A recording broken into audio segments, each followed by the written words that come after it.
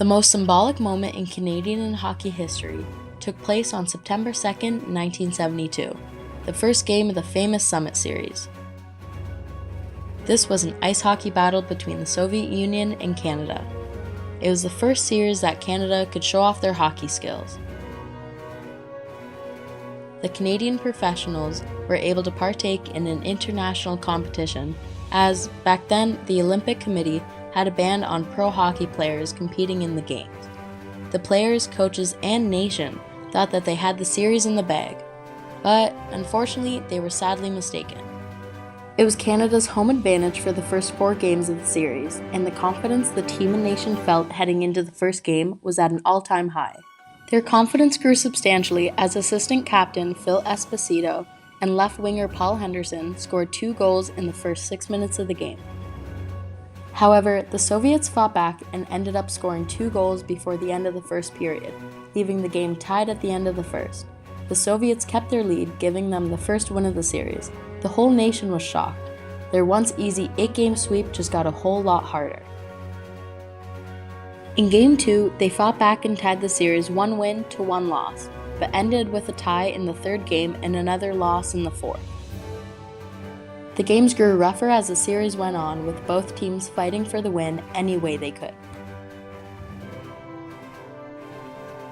Canadians from all over were frustrated and disappointed with the team's performance, as they were led to believe that they had the best players in the world and could easily dominate over the Russians.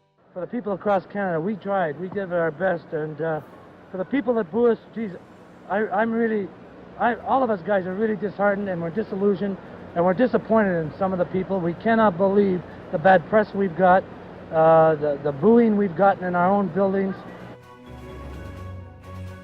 Luckily for the team, they had a 2-week break to collectively get their minds and hearts back into the game and start playing the way they once knew.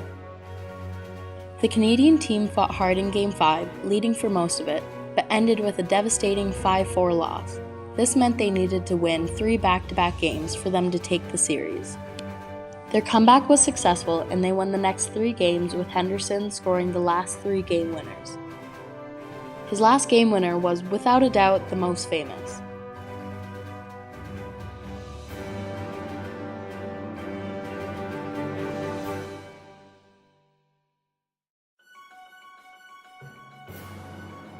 Canadian defenseman Brad Park quoted, "They were disorganized at first, but then something clicked.